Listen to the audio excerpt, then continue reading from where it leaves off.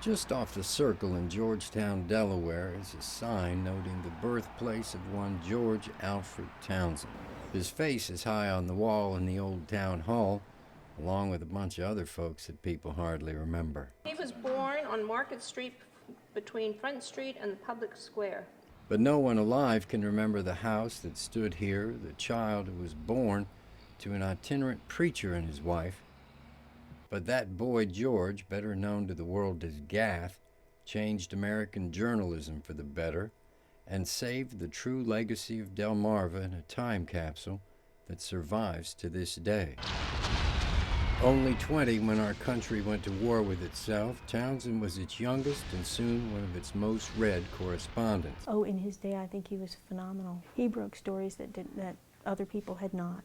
His dispatches were more detailed, more dramatic, and he made a name for himself. Now, I can understand why Alice Patera knows her Townsend. She's a Worcester County librarian and more than a bit of a historian.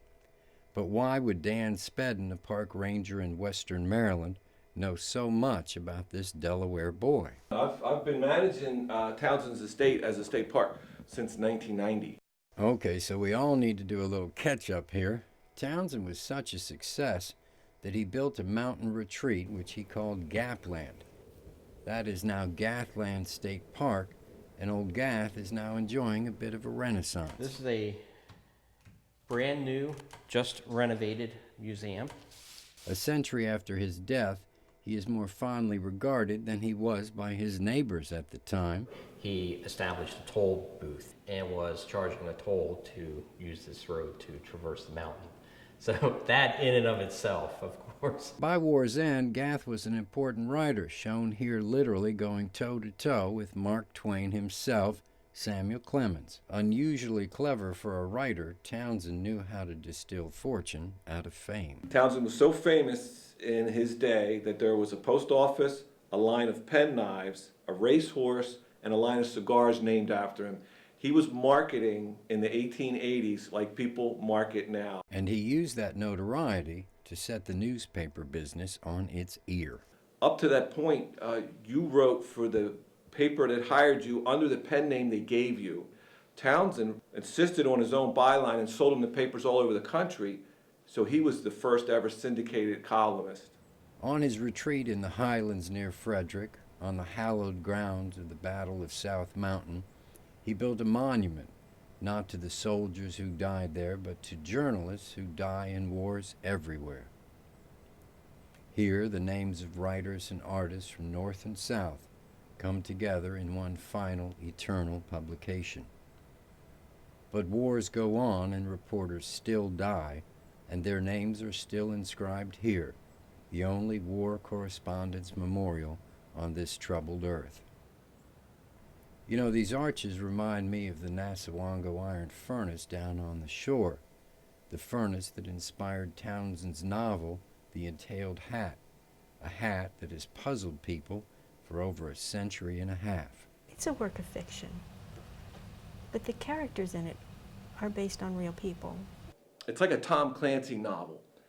It's a made-up story around all real events and real people. Well, it's so real that one of its characters' heads bounced around Delmarva until it ended up at the Dover Library. I sent it to D.C. to the Smithsonian about 2 years ago. I was worried that the location of the skull in a library was disrespectful to someone who was deceased. Now, the hat is a host of tales woven into one, preserving history like the great epic poems of the ages. And a few people, I think, are born with the ability to just create something beautiful without even trying. It's just part of them as an artist. The characters are riveting, and I just thought if someone would just convert that to a screenplay, I bet you it would sell. Over the years, people have identified all the characters save one, the protagonist, Meshach Milburn, the man in the steeple-top hat. But there is, I've noticed, an uncanny resemblance between old Meshach and the man who created him. Like his alter ego, Townsend was a commoner, a man of the people, and the entailed hat is, if nothing else, a scathing indictment of the perfumed aristocracy of the time.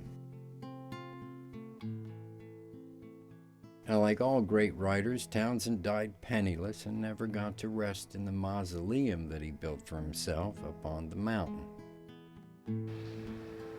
But to this day, those who give their lives to speak the truth to power are honored for that sacrifice, and a little man who never lived still tells the truth about those who did. Not bad for a preacher's kid from Georgetown, I'd say. Charles Paparella, WBOC News.